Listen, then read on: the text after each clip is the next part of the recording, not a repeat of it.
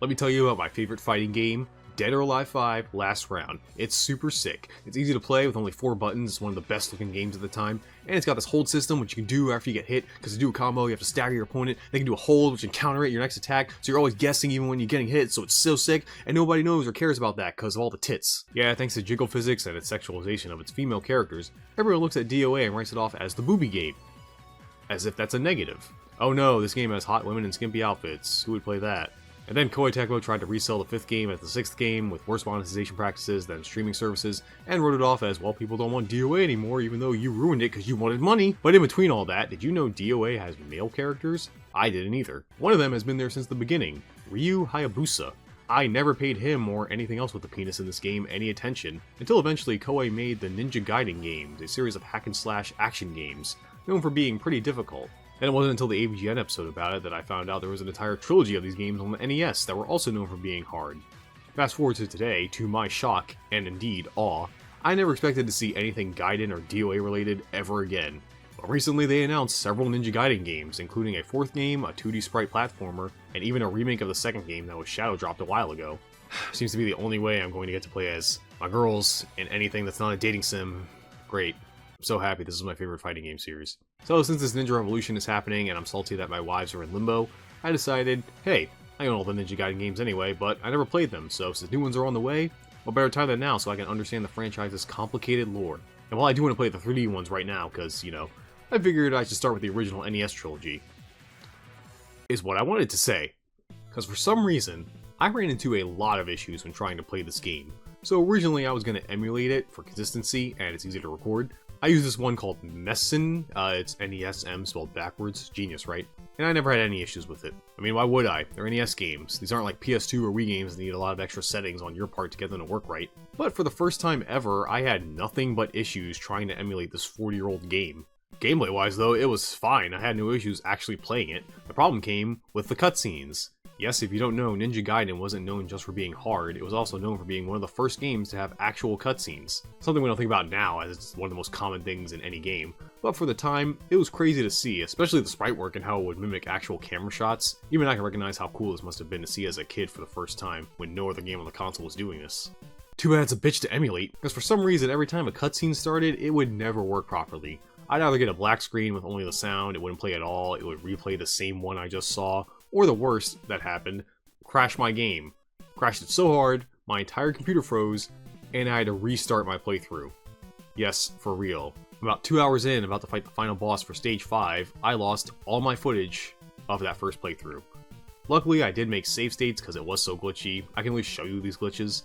Most of them were because of the cutscenes. There was one that affected the boss in stage 4, who was 2 bosses technically, where after killing one, 2 more show up, and music would cut out for some reason.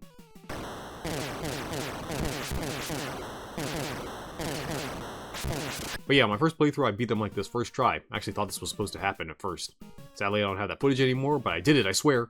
So yeah, after that crashed my computer, I decided to do it the way I didn't want to do it in the first place. By not pirating. Because the first Ninja Gaiden is on the Nintendo Switch Online Classic Games thing, and I hate this, and recording my Switch. I don't know if anyone else who captures Switch footage has this problem, but the Switch never functions right when I try to use a capture card on it. I have to move it around on the dock and jostle it around all the time because the signal keeps cutting out. I had this problem years ago when playing the Pokemon games too, and haven't tried to record or stream from it since because of that. Maybe because it's so old by this point, I don't know. Switch 2 can't come sooner. Also, I don't like all this shit on the screen. If the other 2 Ninja Gaiden games were on here, fine, whatever. But since they aren't, I didn't want to use it, because I didn't want to have this one outlier of an overlay compared to my clearly superior one when emulating. Also, I don't like the Switch Online games in general. Is it just me? Does it feel like there's some big input delay with these games? Maybe because it's some weird cloud service emulating them? I just hate everything about it. But unfortunately, it was more reliable than emulation at the time, so I had to deal with it. So yeah, that was my process to even start playing this game for a second time. I haven't even gotten to the game yet, and it's already kicking my ass. So like I said, this game is one of the first to have cutscenes. There is a story here. It's alright, I guess. It involves Ryu's dad, Ken, yes, really, getting killed in a duel, and a letter given to him after his death leads Ryu to get involved with the government and ancient demonic evils trying to destroy the world. A typical day for a ninja. Whether it be time or being the first of its kind, I don't know, kind of fell flat to me. Ryu's just kind of your most standard Japanese anime protagonist. I do like how he was mostly roped into this conspiracy shit when he was just trying to find his dad's killer. Spoilers, it's a level 5 boss. So you kill Ryu's dad and my video. Burn in hell. Then there's Irene, who I don't know why she's here. She shows up at the start, gives Ryu this thing, then fucks off for the rest of the game, only to show up so Ryu can have a woman to save, because this was a story written in the 80s, you gotta have a woman to save. At the end, it's revealed she worked for this guy Foster, and she was supposed to follow and kill Ryu, but they banged instead. I just don't think she serves any purpose other than to be a prize for Ryu at the end. I hope 3D Irene is better. In the end, it's revealed Ken is alive. He's actually possessed by the main villain, Jackio, the ancient evil I talked about. You can tell by his pedo face. And after Ryu frees his dad, he dies. Way to waste my time, Pops. But Ryu beats Jackio, saves the day, and gets the girl. Pretty standard plot to me, nothing too great about it. You know, it's not bad. I just think the story held more weight if you were a kid, I guess, because they were more of a reward for playing the game. You know, you gotta see the next part of the story. Speaking of, you know, let's finally talk about that, the game. Well, I don't know if you've noticed through all the footage, but Ninja Gaiden is in fact a 2D action platformer. While you try to wrap your head around that, you also have to make it to the end of the stage. Sorry to throw all this at you at once, it's just necessary information you have to know. I don't mind that though, it's a nice simple NES game, which is why my goal for this one was to simply beat all the classic NES titles. That's easier said than done, right? Because these are some of the hardest games ever made. Right? It's often on every hardest game of all time list, and it's just a regular NES game, man, I don't know what to tell you. Honestly, compared to the games I played that are known for being hard, this one was the most disappointing, because I didn't think it was that hard, I don't know. I mean, maybe all you babies, when you were babies, thought beating this was the most difficult achievement imaginable. Not for a real capital G gamer like me. I beat it in under 3 hours. Yes, granted, I did play through most of it before going to the Switch, but it's like most NES games. If you're patient and memorize patterns, you'll be fine. Now, in my opinion, there are two things that make this game kind of difficult. One is the respawning enemies. This is not exclusive to this game, other NES games have this. I think it has something to do with how the game was programmed or something. If you're familiar with this, if you kill an enemy, go off screen even a little bit, then come back, the enemy respawns. This is a problem when trying to go back and forth when dodging things, because they'll just come back. Also, if you stand in one spot and never move, if you're on the exact edge of where that enemy spawns, they will spawn infinitely. The other thing that sucks is a common thing in NES games I'm finding, that when you get hit, you get knocked back, usually into a pit, killing you. Even if it makes no sense for you to be knocked back in a certain way, it's going to knock you into the closest pit. Other than those two things, I don't know, I thought the game was fine. There was some difficult platforming, like this jump, what the fuck is this? How do you do this? I still to this day don't know how I did it, and I don't care. With this game's wall jump mechanic, most of the jumps aren't too bad. The worst was when a bunch of enemies would be on screen and you get gangbanged in every hole. You can use power-ups you get from these random floating items that change depending on the stage, which is cool to help. Unfortunately, I'm the kind of person that saves up his power-ups for the boss and doesn't use them, because I think, well, what if I miss? I don't want to waste it. And then they go away in the next stage, and I just didn't use them. I'm a very frugal person, okay? I think the main thing that made this kind of easy for me was what happens when you die. When you take a death, you go back to the last screen transition you did. Not even the beginning of the stage or halfway, it's the last screen, which was pretty forgiving, honestly. If you get a game over, you also don't start at the beginning, because stages are broken up in dashes like 2-1 through 2-3. Game over, you start at that segment. It was not that bad at all, since you memorize the patterns and enemies and stuff, power-up placement. You can get back pretty fast. It's an NES game. It's pretty short overall, when you know what you're doing. Except this area. Fuck this area. You got birds, rocket men, tight jumps. I hate this. Delete this. Yeah, I'd say it's pretty smooth sailing. Until the final boss, Jackio. You get to him in 6-4, and he has 3 forms. And if you die on any of those forms, you don't go back to 6-3. No. You go all the way back to the beginning of the stage, 6-1. This is what I like to call artificial difficulty, or retro gaming bullshit. Because what other purpose does this serve besides wasting time? Yeah, admittedly, my first few times trying to get back, I died. And because I got sent back to the beginning after dying to Jackio a lot, I got so good I started speedrunning this shit. This is only put here so kids couldn't beat the game so fast, and that they return it to the rental store and get a better game that doesn't do this. This was a problem, because as someone who is new to this game, I needed to know all the patterns of the 3 Jackio forms. But if I die, I have to go back to the beginning. And yes, despite being on the Switch, I did not use the rewind feature. I played legit. Until I was so close to beating the 3rd form that I gave up. I wanted this to be over.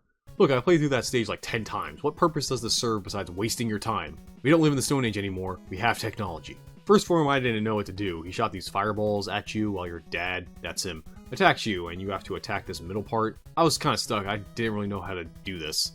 Until I showed up this one time with this spin jump power-up and killed the boss in one shot.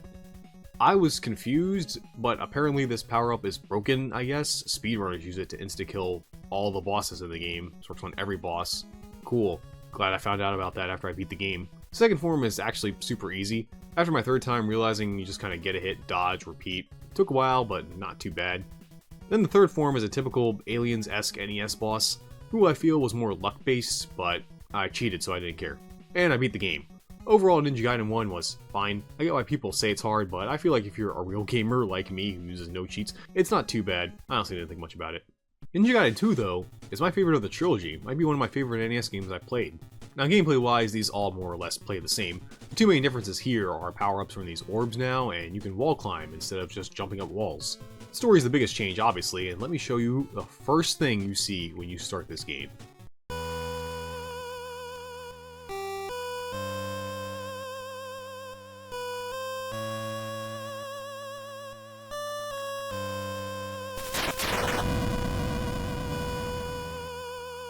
That image with that music is amazing.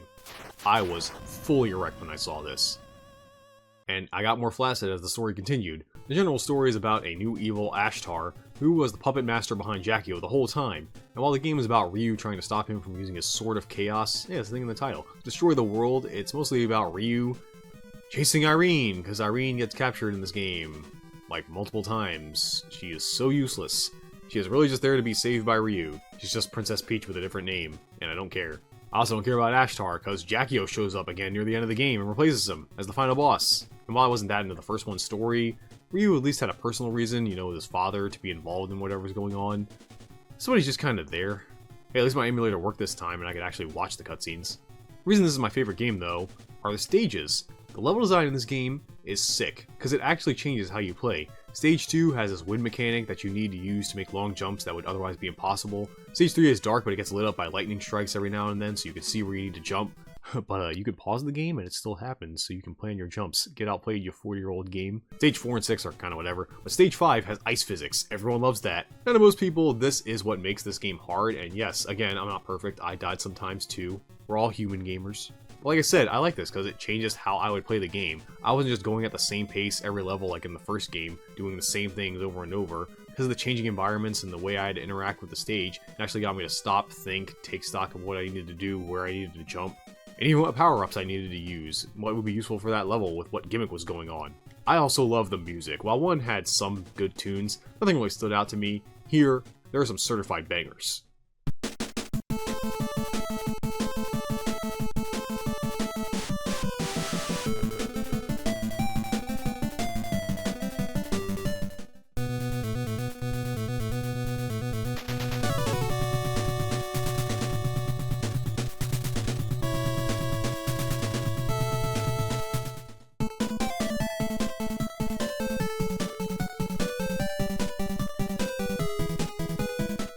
Also, this one has my favorite power-up, probably in any video game I've played, the Shadow Clones. These guys follow you through the whole level, into a boss, even into the next level. Find yourself a partner as loyal as Ryu's Shadow Clones. They do what you think, they mimic your actions after you do them, including attacks and using power-ups. They're kinda broken, because you can use them by standing in certain spots, stacking your attacks, or using them to attack from a safe distance.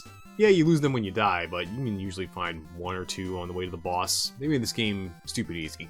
I mean that literally, like, compared to the first game, I didn't struggle that much playing this game. And this time it's not because I'm a god gamer, I think they actually made this game easier. Even the last boss, while having 3 forms again, they have very easy and readable patterns, more so than Jackio 1. I only needed 3 tries to beat them. And this time when you die, you go back halfway in the stage instead of to the beginning. Still not an immediate retry, which is what it should be, but at least I don't have to play the whole level again. Well, there is one trade-off. In the first game, between each form of the final boss, you went back to full health. In 2, you keep the same health between forms, which is why I died. And to me, I think that's a fine trade-off difficulty, have an easy-to-read boss, but you keep the same health, you know, you get hit. It's your problem, idiot. And yes, look, I know the show is about me playing difficult games, but so far, I'd say for different reasons, these games weren't that bad. Yeah, I guess everyone was just blowing these games out of proportion. Again, they were kids when they played this, so it was probably more difficult, I get that, but I dare even say, I had fun playing them. Then I played Ninja Gaiden 3. So I don't care about the story here. Foster is back from the first game, remember him? He makes a clone of Ryu that kills Irene, so Ryu's like, what the? I was not interested. Well, also because my emulator fucked up again, and sometimes the screen would go black during a cutscene. At least it didn't crash this time. So stage is not as impressive as 2, except the one with Rain. That was cool. Music's alright. I hate this game for one reason, the enemy spam. The devs asked themselves, so how many enemies should we put on screen? Yes, you'll go 2 steps and be bombarded by enemies from every side of the screen. Especially the bottom. You'll go for a jump, an enemy will spawn and kill you. Fuck you for jumping, fuck you for playing the game. This was a thing in the last 2 games too, but there wasn't really that many of them. Here it feels like it happens every jump. It was torture. But that's not the worst part.